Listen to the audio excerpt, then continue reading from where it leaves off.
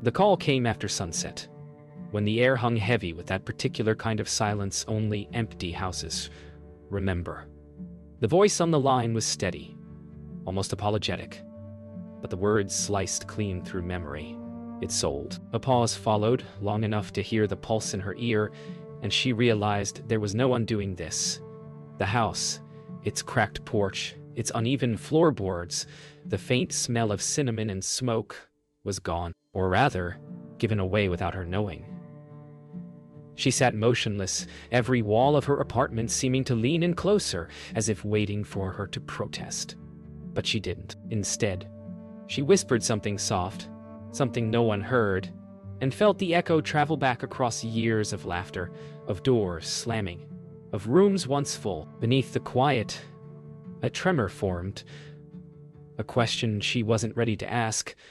Who would buy a home that doesn't want to be owned? Morning comes without warmth. The city outside hums indifferently, yet her mind remains fixed on the distant echo of the house. Its scent of rain, the way the hallway creaked like a living thing. She replays the call again, slower this time, dissecting each word like a confession. They sold it without telling her. The phrase repeats each time, more absurd, more cruelly intimate. Beneath the hurt, something harder begins to stir. Not rage, but a pull, magnetic and irrational, to see it one last time. There's an ache in not knowing who the stranger is, who now owns her past. A name, a face. She imagines both, then none. The idea that someone else is standing where her childhood ended becomes unbearable. The drive back feels like crossing into a memory she once sealed shut. Every street seems smaller, quieter, as though shrinking away from recognition. She counts the houses until the landscape grows unfamiliar, yet the air, thick with pine and damp earth, remains the same. At the turn where the old gas station used to be, her breath catches. The town hasn't changed as much as it's simply aged, like faces she no longer knows how to greet.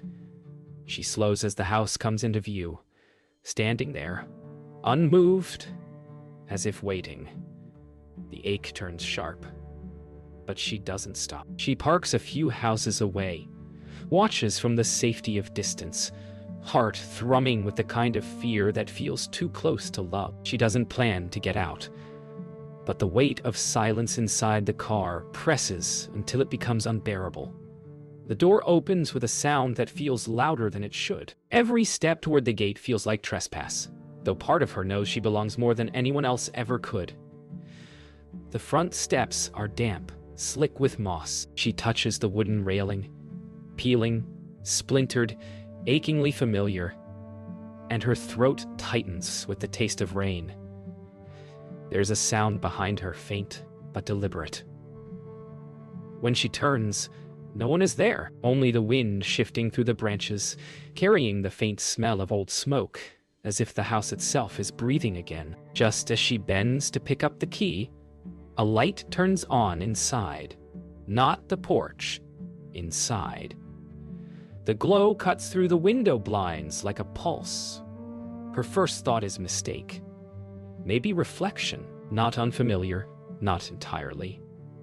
The figure lingers in the living room, facing the same direction she once did every night, waiting for someone to come home. Her chest tightens, a shiver of impossible recognition crawling up her spine. Whoever bought it is inside, standing where her father used to stand.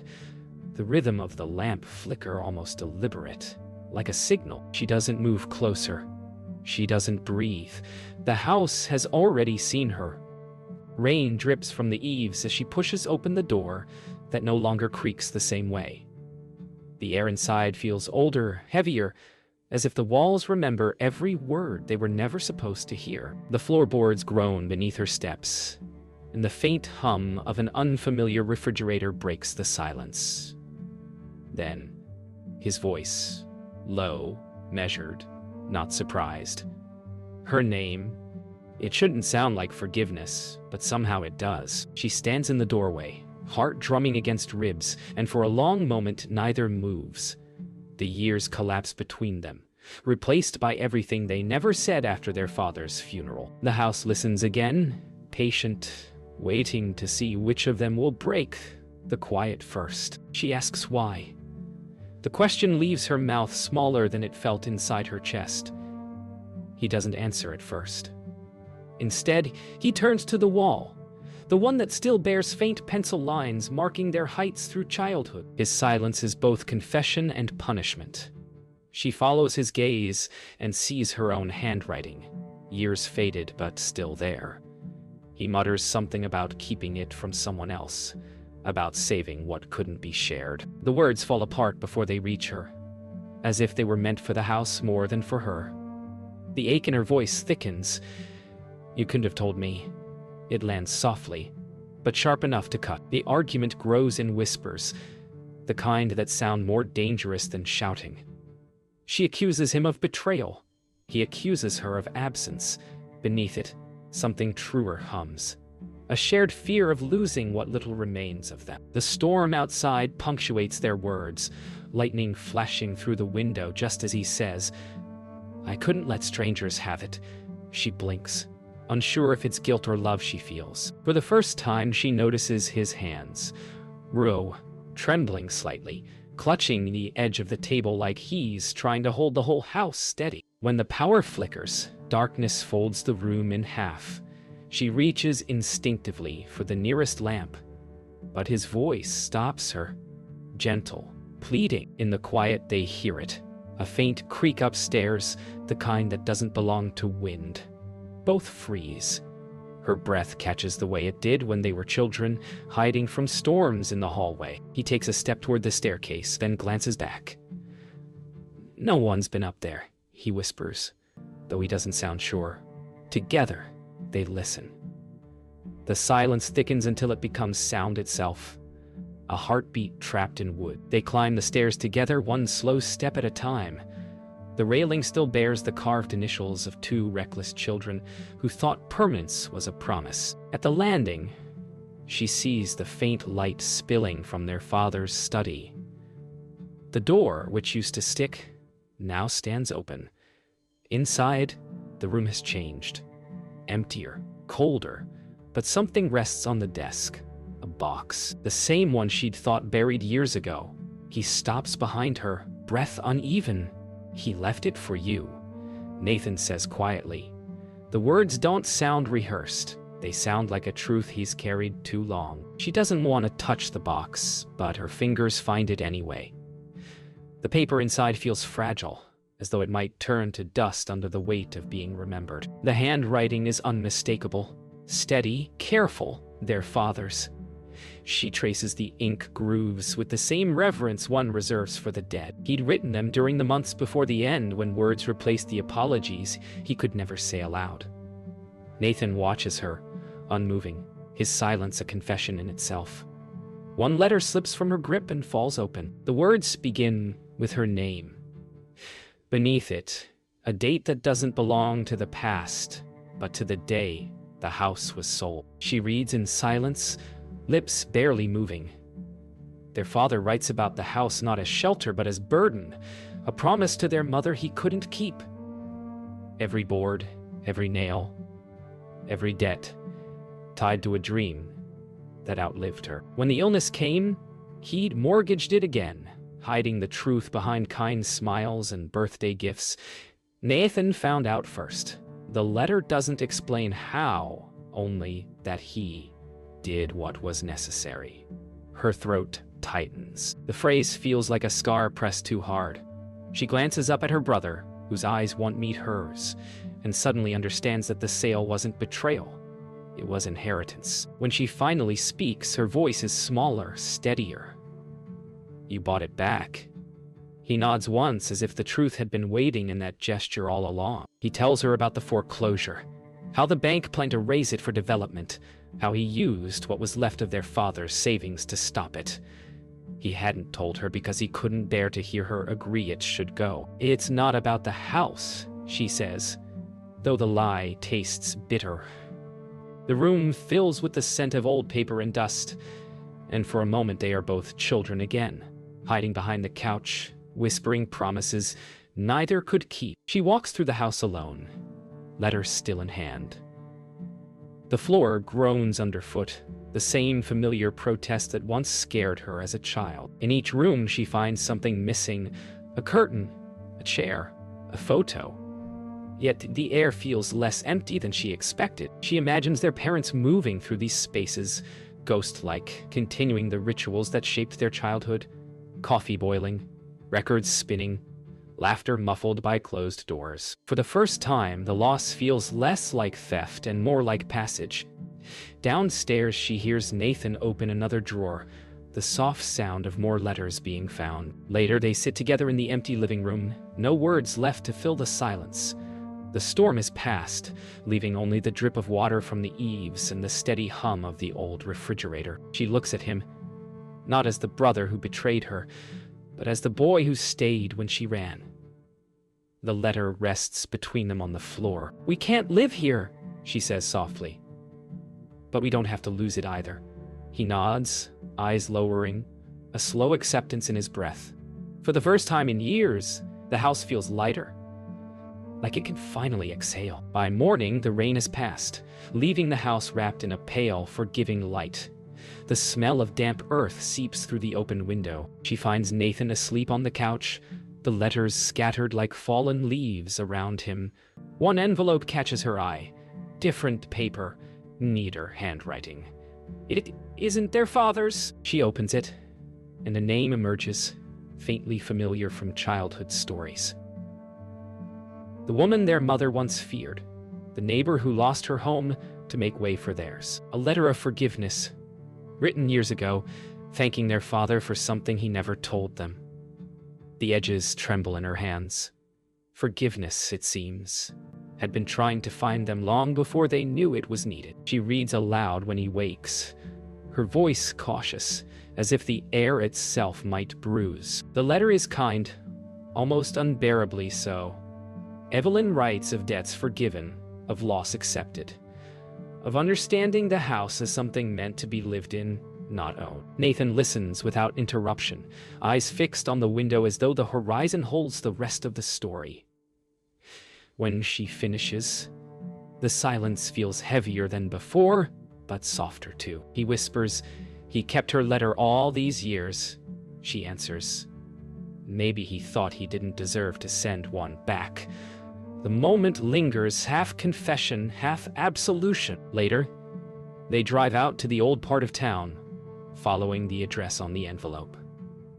The road's narrow, fields stretching wide on either side, golden with the first light of summer. The house they find is small, nearly hidden by overgrown lilacs. Evelyn Parker is there, older than their memories allowed, her eyes sharp but kind. She recognizes their father's name before they speak it. Her smile falters when she learns he's gone. What follows isn't a confession, but a quiet exchange of ghosts. She tells them he paid her every month, long after the land was lost, until he couldn't anymore. He thought he'd stolen something, she says. But I told him no one steals what they love. Inside Evelyn's kitchen, the air smells of tea and old paint. She pulls a small tin from a cabinet and sets it on the table. Another letter, unopened, addressed to Mara. "He asked me to hold this, in case you ever came back," she says. Her hands tremble, but her smile doesn't waver. Mara stares at the envelope, her name written in her father's careful script. Her chest tightens with the weight of everything left unsaid. Nathan rests a hand on her shoulder, grounding her. When she opens it, only one line fills the page. "Take care of the house. It remembers you better than I can." They drive home in silence. The road bends, the horizon widening as the town fades behind them. The house waits, unchanged, unguarded. When they arrive, they don't go inside. They stand together on the porch, watching the afternoon light settle across the roof. She slips her hand into her brother's, and for the first time in years, he doesn't pull away. There's no resolution here, no perfect ending. Only the quiet knowing that some things stay broken, because that's how they stay real. The wind moves through the trees, carrying the faint scent of lilac. She exhales, finally ready to leave, the door unlocked. The morning after Evelyn's visit, the house seems quieter, as if it's waiting for them to speak first. Dust dances through the sunbeams, slanting across the living room. Mara moves from room to room, touching the walls as though saying goodbye to each. Nathan follows with a notebook, jotting figures, repairs, taxes, the kind of practical things grief never accounts for. She asks him softly what he wants to do. He answers without looking up, whatever lets it keep breathing. The phrase settles between them, neither plan nor promise, but something gentler, a truce between memory and mercy. They clear the attic together, a slow archaeology of forgotten years, school drawings, broken ornaments, a box of cassette tapes labeled in their mother's looping script. Each discovery loosens something inside them. Nathan laughs for the first time, the sound foreign and familiar all at once. Mara joins in, her laugh cracking midway into tears. Between laughter and silence, they find a rhythm, the shared act of sorting what stays and what goes. The sun climbs higher, spilling warmth through the skylight, and for a fleeting instant, the attic feels almost alive again. By afternoon, they've piled the boxes by the front door. Donate, keep, burn.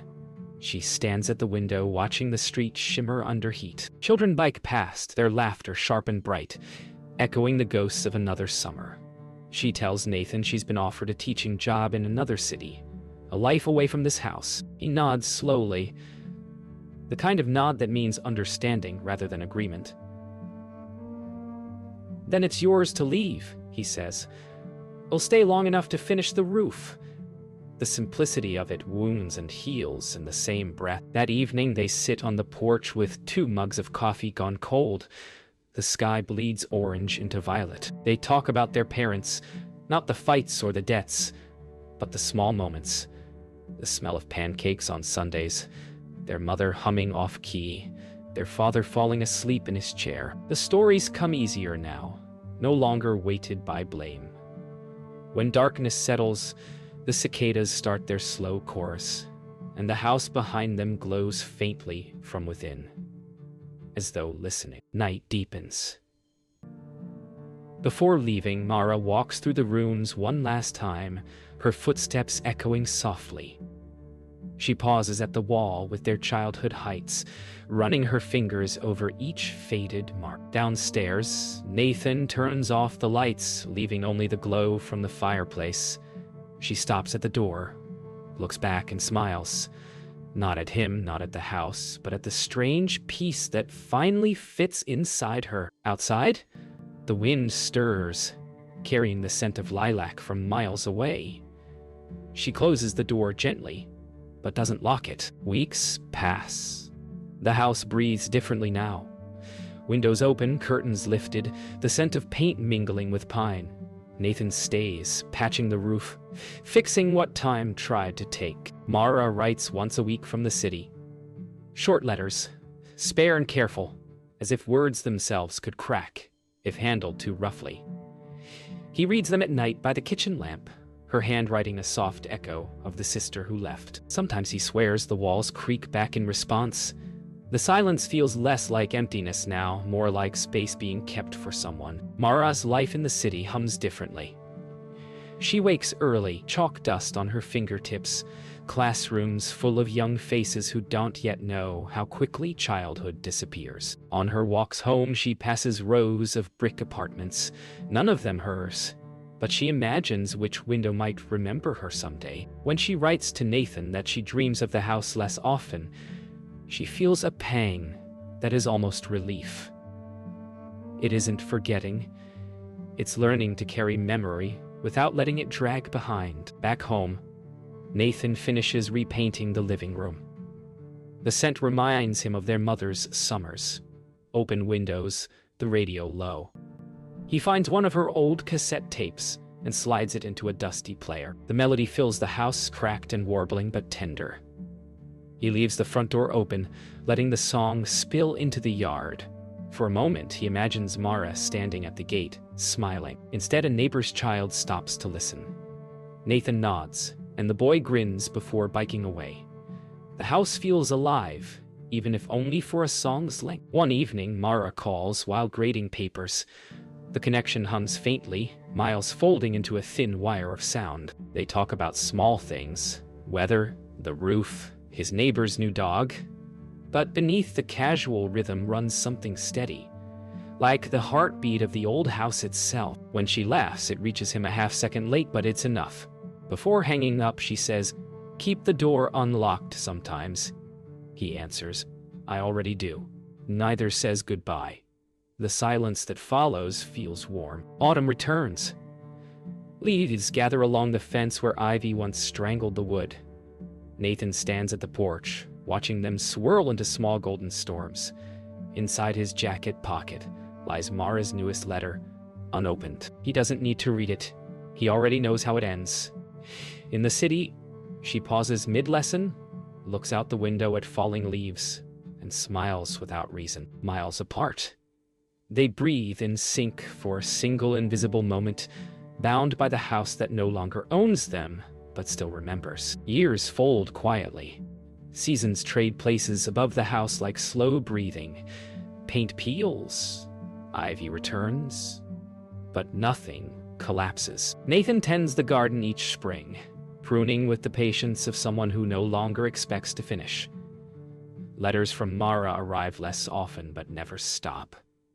Each one begins with weather, ends with something like love. He reads them by the same window their father once fixed, the glass slightly warped, so the world beyond bends gently at the edges. Time does that, he thinks, bends, but doesn't break. In the city, Mara wakes before dawn.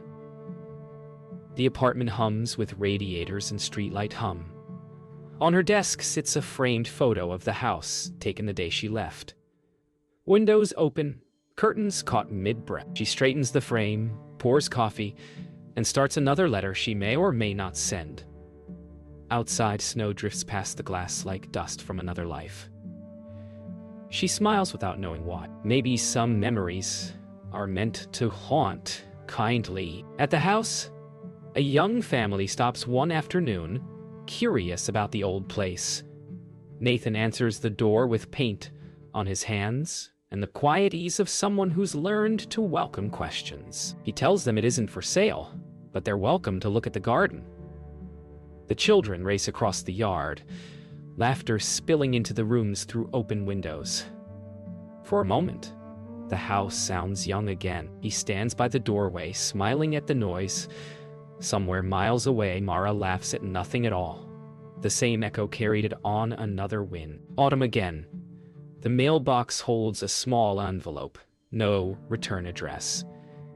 Inside, a pressed lilac blossom, dried but fragrant, folded within an unsigned note that reads only "still breathing." He sets it on the mantel beside their father's photograph and the cracked family frame they never replaced.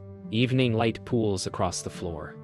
The sound of wind moves through the rafters like slow music. He closes his eyes, and for an instant, the house feels full again. Night settles. From the road, the house glows softly.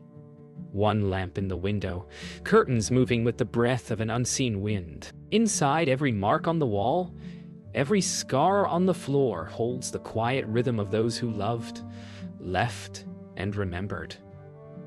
In another city, a woman falls asleep to the hum of traffic, dreaming of open doors. The world keeps its distance, but something, house, blood, memory, remains threaded between them, faint and steady as light across glass.